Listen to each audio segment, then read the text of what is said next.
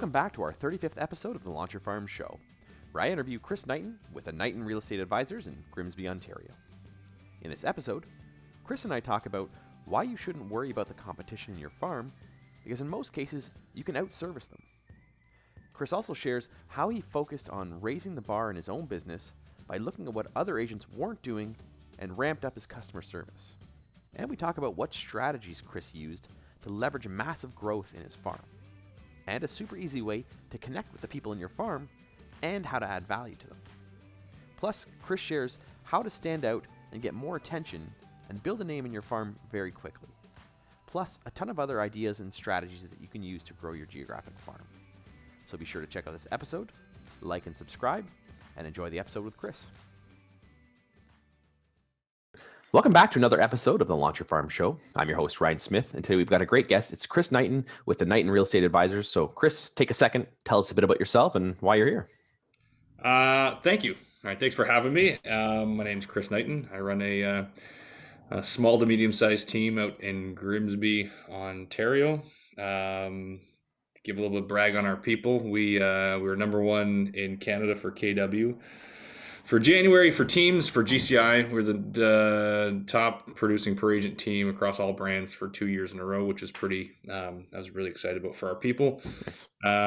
Last year we did almost 300 deals and about 150 million in production and volume. Awesome. And we just run a good little, I think a fun little family. It's not even a business, like a family. Organization is like family. And I'm in this building all by myself that I own right now. Gone, but it's a really cool place to work. And I've been doing real estate for 16 years.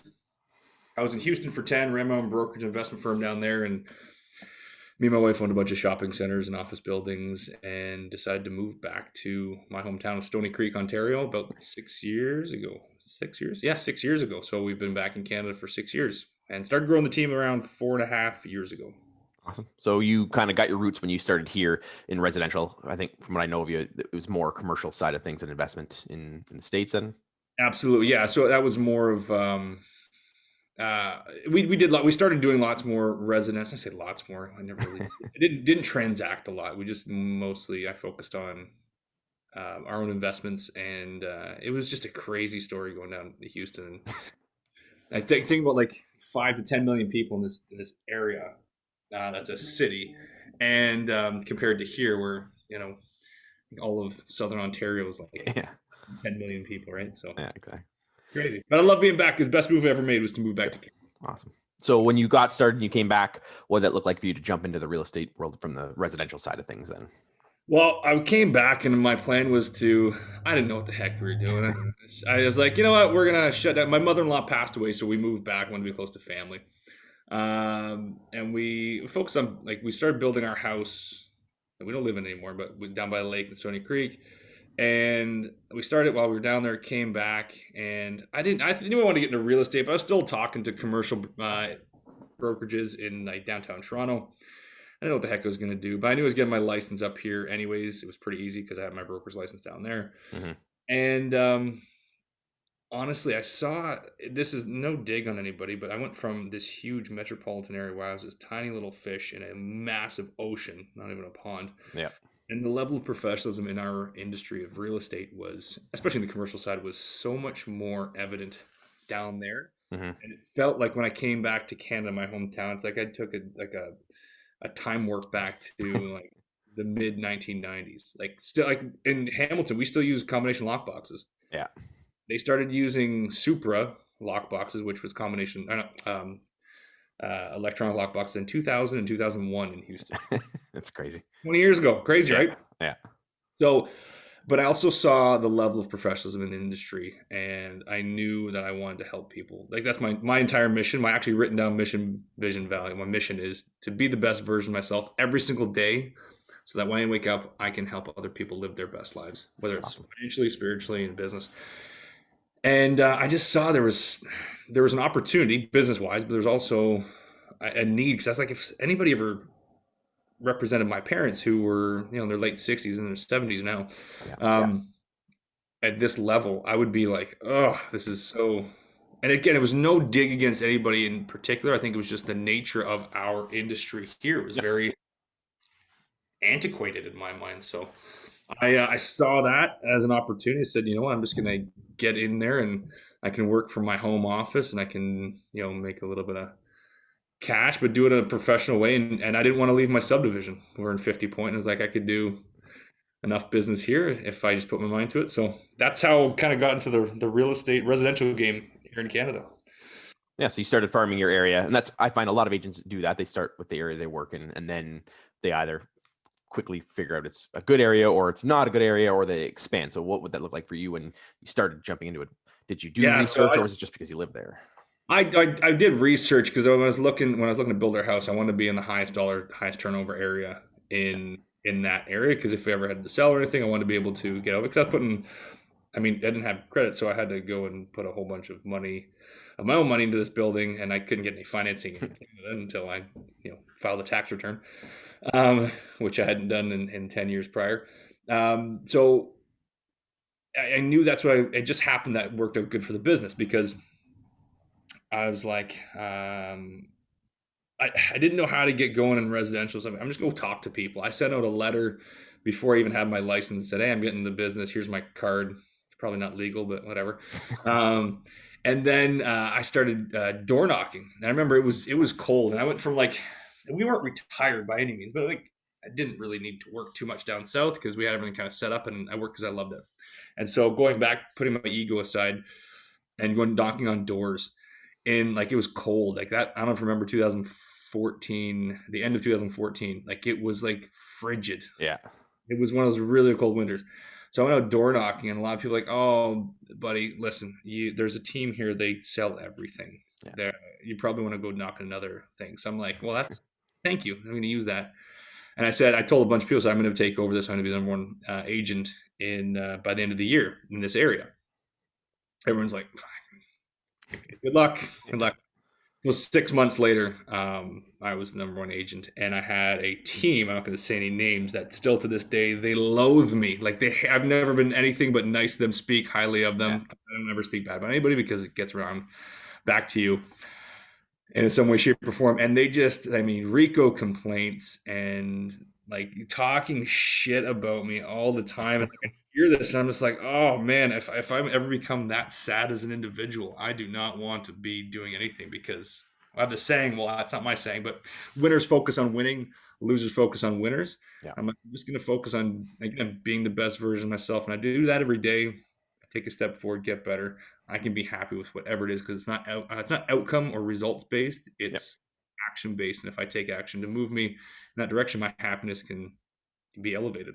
Yeah. That's a great point, because a lot of agents focus on the competition, and they're worried, and they go after, or they don't want to go after an area because there's someone who's a dominant player. And I always tell agents that's one piece of the measurement when you're trying to decide if you should go after it. It's not the only. And so many agents stop their business or don't do what they could do at their full potential because they're worried about someone else, or they're worried about stepping on toes.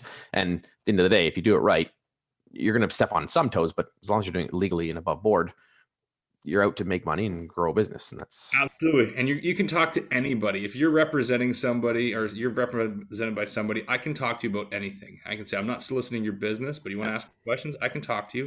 You're a human being. It does not give you the right, if you have a representation agreement, to hold your conversation or hold those people back. That's coming from scarcity, come from abundance. And the funniest story, again, I'm not going to say the name. So this guy, right beside me, I was putting a new fence on my backyard, but the guy next to me was a developer, a builder that this other agent, their team represented for a bunch of stuff in the area. So I called the neighbor who was a builder in the area. I'm like, hey, bud, what's going on? I'm going to build a fence and everything. And if you ever think, I'm looking to buy, I was looking to buy this 30,000 square foot multi-purpose property right downtown Hamilton, which I definitely should have picked it up, but I didn't want to overpay for the time. Yeah. Could have tripled my money. And I was like, hey, if you ever want to get into talk about investments, I'm always looking for stuff. And we moved back. I got to put money somewhere. And if you ever want to talk about partnerships, let's grab a coffee. So I get a call from this agent and be like, you talk to my client and everything. I'm like, yeah. He's like, that's unethical. I'm like, I didn't talk to him about selling his homes or anything. I said, you want to go invest in something, and do you want to do you want to build this fence with me? Like split on the cost of the fence. And actually, funny enough, I tried to call the agent before, but he never called me back because. So he's like, if you want to talk to him, you have to go through me. I'm like, are you his fucking like handler? Like, what is this? To build a fence. I would never be like that because it's a sign of desperation, right? And it's, I guess, so it was eye-opening because I never got any hate or shade or whatever the kids are calling these days because I was such like this big player in a market. When you come back like hometown, you fart too loud and the whole entire community knows about it, right?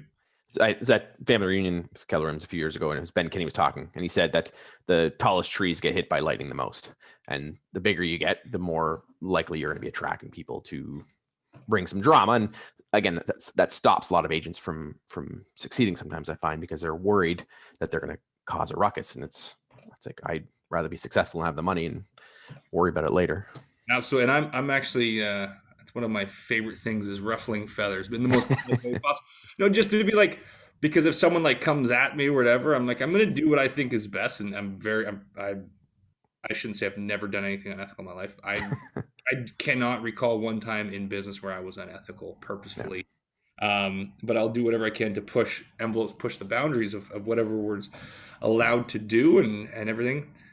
But I would never do anything to harm anybody else. So whenever I do that, people get pissed off. I'm like, thank you so much for the feedback. What would you have done? And a lot of times it's like, well, I would have just done what I always do. And that's what I said. That's exactly why I'm doing this, because I just have a difference of opinion about growth in this business of life than you. And that's okay too. But what that tells me is that I'm willing to grow and focus on myself where they're wanting to stay comfortable and focus. Yeah. So for you, you took off very quickly in your farm area, and you said it was in 6 months you grew. How did you do that? Because a lot of agents struggle, and that's 6 months is usually that make or break it time for a lot of agents. So what did you do to get started in that area? So it was 8 months in total. So it was 6 months, middle of that next year. So I guess starting from November, December, it'd be 8 months. And just don't stop doing anything. So I have this success formula. That basically the formula is to hard work plus intentionality and consistency brackets to the power of time. It's like time on task over time. It will consistently grow. Most people they want like right now, as opposed to deferred gratification. I'm just too I'm too stubborn to like give up. Maybe that's what it is. That's why when we went through the recession down south, I was able to do so well because everybody else gave up and I was like the only one left. It was like, you ever seen Forrest Gump when he's got the fishing boat? All the other boats got wiped out and he was the only one left and catch all the shrimp. That's what I felt like. And there's just business everywhere now because everybody got into business, right? And if you stay in there long term for the right reasons, that just kind of comes back to you. So the 6 month thing is, if someone's farming an area, so you got to put a 24-month window on your efforts, because if you don't first of all put the effort in and don't have the budget in place, you're going to give up.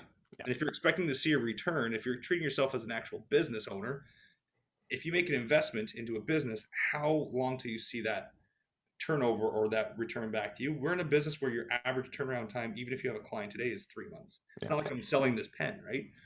So I get a lot of I call people all the time. I've been doing it for like 8 months and I haven't gotten anything. Well, shit, you're almost halfway there. Like, keep going. So that would be my advice. Like, if you're doing something, do it consistent, do it every single day, door knock every day, cold call every day, whatever it is. And all those things are kind of going to the wayside a little bit. However, it doesn't matter what you do. If you do anything with consistency, you're going to get good at it. And I say, do the right thing. Because if Tom Brady with consistency threw ducks and got picked off every time, I say ducks like a kind of not a tight spiral, he would be really good at being a shitty quarterback. But he practices, perfect practice makes perfect. He practices the right way and the right things, and look at the results. It doesn't happen. Yeah, and I think it's important, like you said, that the 2-year commitment is huge. I tell people at a bare minimum, you need to commit for a year, because that's where you see agents fall off. They jump in, they try paying out of their pocket for a couple months, that doesn't work, and they give up. And then they're literally at that 6 feet from gold where they're about to hit, and then they stop. reality is you got to keep going. And one of the things I teach is you got to fund your farm from your farm. But up front, you need to fund your out of your pocket. So you have to have a budget that you can commit to, and you're not going to feel pissed off if you don't get it right away, get it back right away. Once you get the results, then you start funding that farm from your farm, and you need to then take the money and put it back into it. And I've seen a lot of agents where they don't do that. They take the deals, they take all the profits, put it into their bank account, and then when they have a slow couple months, they go, "Wow, do I really want to pull it out of my personal account? My wife's going to kill me because I don't have the money and I've been spending money." It's like, no, you got to keep funding it and just keep doing it and stay consistent. Kerwin Ray says it best. He's like, "This is what you do if you want to build a business that starts to feed itself and grow itself and create this momentum. You have to reinvest. Put your ego aside and your life, your lifestyle choices aside for. Hold your breath here. 10 years. If you can do it for 10 years, yeah. Most people don't want to do it for 10 days. Exactly. And about my business, I came back, I put $10,000 into a business account. Yep. And I was like, I'm not doing this. I was not planning to do what I'm doing now. Definitely not. I put $10,000 into our entire business started from a $10,000 investment, but treated it like an actual business. Yep. And I mean, last year we did $3.3 million in GCI, and I look at that from a $10,000 investment. Yep. But I reinvest everything. You can ask my operations manager. For the last 3-4 years, I've barely paid myself. Luckily, I've other things that kind of keep us afloat. And I take money when I need it, but I don't never use this business to live. And now that we have a PREC and we can actually run it like a Fortune 500 company, those retained earnings are there to help fund us. Like if everything ever happened, I was very fortunate. Like if the PREC had been there a few years ago, this would have been better. But during COVID, I know a lot of teams around the world shelled up, not fired people, maybe let them go or laid them off and kind of shelled up. Where I took what's his name, 10X guy, Grant Cardone. Yeah, and we let 0 people go. We let 2 people go that were on non-paid positions that were like sales team members. Yeah, or an intern that just they couldn't make it work, and they were kind of holding us. Nicest people, but just weren't what we want to do. Right. We didn't miss a beat. Luckily, I owned the building. Still paid $15,000 a month in rent. Still had full payroll. Never held anybody back. We bonused out everybody. We gave everybody raises. And honestly, if we had came from that scarcity mindset, there's no way we would have been like last year. We finished off at number 4 in the nation for KW with about 3, I think it was 3.2 or 3.3 in GCI, which is still not great. But if we had have gone the other way, there's no way we would have been able to do that. So, and that helped us. Sorry, that helped us the 1 month. May or June? So April was terrible. And then May we picked up. It was June, so the 2 months afterwards, right? We kept everything going. Everybody doubled down on their activities, worked from home, and we had our first month ever that was over 600,000 in GCI for 1 month. Awesome. So it was interesting. And it started with that initial investment, and that's where a lot of agents miss that, and they don't think of it as an investment. They think of it as a cost. And I look at any type of farming as a long-term investment. And if you're investing in the stocks, if you're investing in anything, you take that money and then you reinvest it, and you take the money you make off it and you keep putting into it. And if you do it right, it's not how much is farming going to cost me? It's how much can I get from my investment? And when you look at it that way, you'll see the results longer term and stick with it. Everything is an investment. Even if, say you got this building here and the roof needs to be replaced. Well, it's an investment in our future health and well-being and housing our team. Like it's everything is an investment. If you're looking at everything as a cost, like even like a cost to get your oil changed or change your tires, that's an investment in your safety. Yeah. If you reevaluate where you're coming from and your mindset around that, like I think you hit the nail on the head. Like you have to look at it as an investment, not as an expense or a cost. Yeah. But you also have to hold the investment accountable. And that's the big thing too. You have to make sure that you are making a return and it's going to get you the business you want. Yeah, absolutely. So for you over the last year with the shift, obviously I'm sure you've changed some of the things you've done or how you do business. What does it look like that for you over the last year? And what does it look like for you going forward? Well, interesting enough, like everybody, the Zoom lifestyle like this is I love people as much as I tell my wife that let's why don't you just retire, go up to the cottage, and I can fish all day. I don't have to see anybody. She's like, you love that, but after 5 days, you start to get Yeah. squirrely. All right, I love people, right? Especially like our people, like at our organization, like they're like family, and I really treat them that way. And I view them that way, so I legit love these people. Yeah. So when I can't see them, I feel like there's that disconnect. Really, kind of, it's tough. I would say it's not tough. It's just something that I'm not comfortable with yet. And so we're about 45 days into onboarding our first onboarding class of new agents for 2021, and we started this. We started the hiring process right before this last shutdown, which I don't even want to get to my opinions on.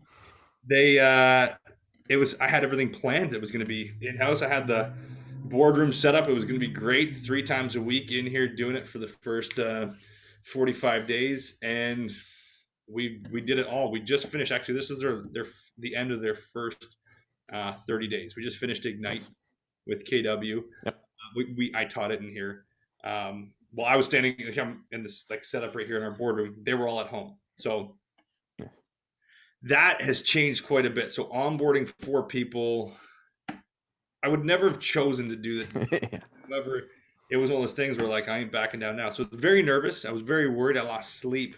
Like, am I going to be able to do the job that I want to? Am I going to be able to do it in the manner or the level that I want to for these people? And right. Yeah, I think it's worked out fairly well. So I think a lot of people adjusted to it, and as much as no one wants to be in this Zoom lifestyle, but people have kind of found their place and made it work. And they probably everyone has their clean, tidy corner of their house where they can set up their Zoom meetings, and they're used to life like that, and it's a little easier for them. I want to go back to before you grew the team, because for a lot of agents here, they may not have the aspirations to grow a large team like that. If you were to go back and do your farming again as a solo agent without the aspirations of growing the team, what would you do that you did, and what would you do differently from what you did? First and foremost, with a team, I get a lot of people like, I want to, with this business, I'm going to go back to your question. With this business, I find a lot of people want to get out of the business and have a 7-level team so they don't have to work anymore and have money just magically raining on them before they've even like built a business. Yeah.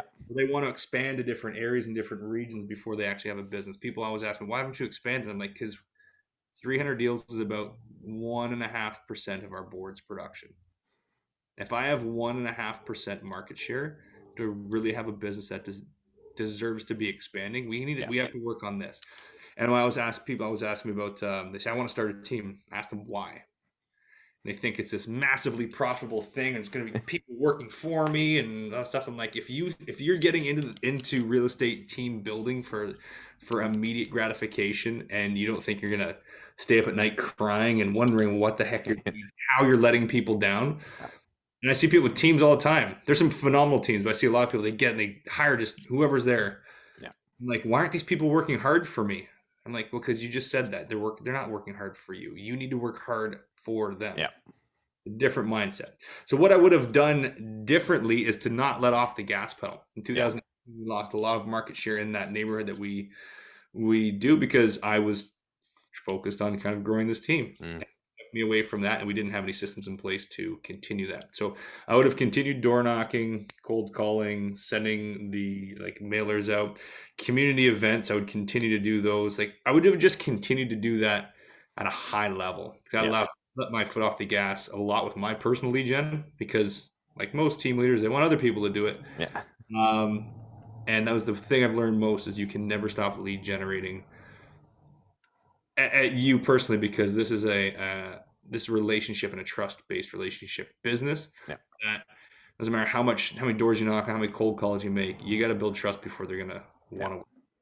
I'm going to go back to the team growth part too, because it's funny that you mentioned that a lot of people want to get into it, and like you said, they don't know what's involved, and they think it's just this easy money. My brother's a contractor in Niagara, and he does very well for himself. And I've coached him with his business, and we've talked about that messy middle where it's like, okay, if I got 1 or 2 guys, you can make some good money. He's got his small crew. And then to grow from 2 guys to 5 guys, he's not making that much more money. He's got to take bigger jobs, and there's a lot more risk taken on. And then to really make that next jump in level, he's got to have 10 to 15 guys. And a lot of agents are aiming for this team when it comes to real estate of that messy middle. And it's like, you'd be more profitable to have you and admin and maybe a buyer's agent and be super hyper focused than try to make this 7th level team and you're not going to make the profits. And, Oh, it's so fun because I'd say all the time, like if it was just me, my admin, I'm buyer agent, and I could have 3 admin, give me and 2 agents that are helping with overflow. yeah. It could be in the last few years I would have made way more money. Yeah. Honestly, because I reinvest everything back in there. And like I said, that messy middle, which if you're growing, it's always a messy middle. Yeah, exactly. It should be. That's how you grow. And but my ultimate goal is to help as many people as possible, and then the bigger you get, you can become profitable. So it's a really interesting thing where, like you said, people they think I want to make it easy and put all this stuff in place. And that's why I share all of our systems and models with people. Like, why would you even do that? Because if I give this to somebody, nobody's going to be able to go and implement it because they didn't go through it. They can use ideas to build their own. Yeah. But if you think you want to bypass 5 years of like I put my friggin' soul into this. Like it is all I think about, except obviously my family and everything. And it's not, again, not the most profitable thing in the world, but it's what I'm passionate about. And again, now that we're at the prep, it can be a lot more profitable. Yeah. But people say like, oh, you made $2 million last year. I'm like, oh yeah, that'd be great if I made $2 million last year. You know how much more of that I invested back into our people, back into look at buying another office building, to technology, to keeping this building up and going while we used it for a total of 3 months last year, 4 months, right? So yeah, it's an interesting thing. I think there's ego gets in the way quite a bit for people when they want to get into this business for starting a team. And I was like you said, you were looking at how does your numbers compare to the Hamilton area versus a lot of agents will take someone's systems or ideas and they go, man, I could expand that without even doubling down. And that's why I'm teaching farming, because it's like there's enough business in a small farm in one neighborhood that you can grow a solid business. But then people will try to extrapolate that and go, I'm going to do the whole city, the whole region, the whole area. It's like, start with that small farm first, get your systems down pat, get your marketing down pat, and then you can always expand. And if you do that, it's a lot easier and quicker to grow it and more profitable if you do it right. Absolutely. And I love what you said there about the Ben Kinney thing. The tallest trees get hit with the most lightning.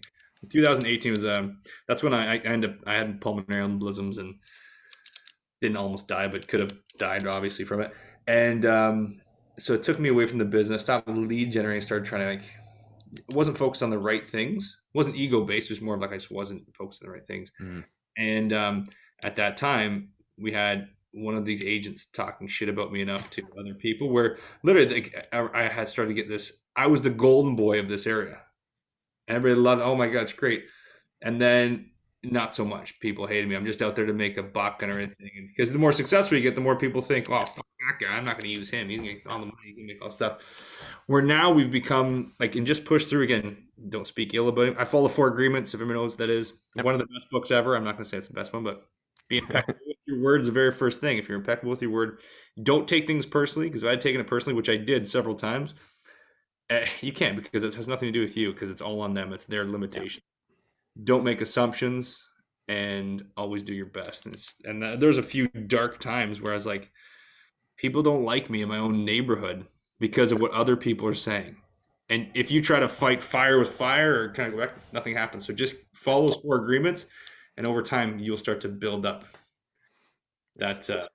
I just did an interview with Andre Chin and just before yours, and he mentioned you, and he was talking about that. He's like, because he farmed his neighborhood that he lived in, and they said he listed a listing on his street, and the neighbor then was watching everything he was doing, and he said it was very toxic. He was calling him, how come you're not at work? You should be selling my house. So he said when he moved into his new neighborhood now, he's like, I won't farm my street because I don't want people in my own backyard. I want them out of my business. So sometimes you have to take a bit of a step back, and that's why there's some benefits to not farming the area you live in. There's some distance where it's like, okay, I don't care because I don't have to see them when I walk my dog. Oh my, yeah. And my wife hated me because when we came back, we both I'm not trying to, how to say this. It was a really, really nice house, and she designed it. It was right at the end of 50 Road, right across the street from the water. And it was like this, it's a beautiful home. She designed it. And when I sent out this letter, when I first came back, I sent a letter to 250. I door knocked and I left it for everybody. I'm your new neighbor at 60150 Road. So whenever I say I'm Chris, I just live down there. People are like, oh yeah, we walk by your house all the time. Yeah, we know exactly where. We always see you on your front lawn with your kids playing. I'm like, oh God, it's kind of, you have to be okay with that too, Yeah. people knowing who you are. And I like the fact that there's some accountability in when people are looking at you. Yep. It helps hold you accountable. There's no like days off or anything as well. Right. You always want to be, again, not showing off or not acting, but like just be the best version of yourself, because if someone's watching you, Yep. You got to be on. Exactly. Yeah, exactly. So Well, if you were to give one last piece of advice for our viewers, they're thinking about getting started in farming, what would you give them as far as advice goes? talk to every single person you know, and don't be shy, because that's the easiest thing. Don't be a secret agent. Go talk to everybody. Hey, did you know, if you talk to like somebody at the bus stop, hey, just see what's going on in the market. If you have any questions or anything, I'm not trying to sell you anything, but if I can provide some value, here's my card. And if you can talk to as many people as possible and provide value to as many people as possible, don't sell them. Nobody, we don't sell shit. It's all value based, and then I just happen to help people sell homes. So provide value to every single person in any way that you possibly can in your farm area. And that's great advice. And it's especially when you look at your farm, it should be always about how much value can you add, and the business will come back to you. Just obviously come from value first, and the business will find you. So if you were to recommend one book that's either made an impact in your life or you think would make an impact on my viewers' life, what would you recommend? Well, I've already said The Four Agreements, so I can't use that one.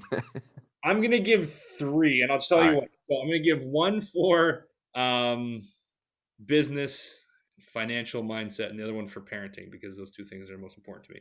First one, Think and Grow Rich. It's the oldest book in the world, and people say bad things about Napoleon Hill, and doesn't matter. That book has changed my life, and I've read it about 10 times.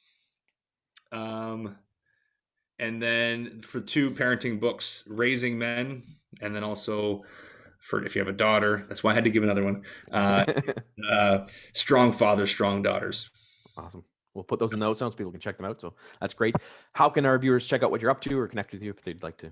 You can go to Instagram, check out Knighton Real Estate Advisors. Our team's hilarious on social media. We have a good sense of humor. Mine's Knighton Real Estate. That's my personal one. Knighton Real Estate Advisors on Instagram, social media.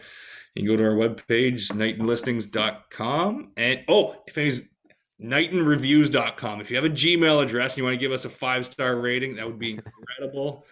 That would be awesome. And man, I really do appreciate it. Yeah, awesome. Well, thank you for being on. I really appreciate sharing your wisdom and your information with our audience, and I know they're going to get a lot out of it. Thanks, buddy. Thanks a lot. Thanks for checking out today's episode. If you'd like more videos like this, be sure to like and subscribe to our YouTube channel. Check out our Facebook page and our other social media channels. Looking forward to bringing you more great content like this, and happy farming.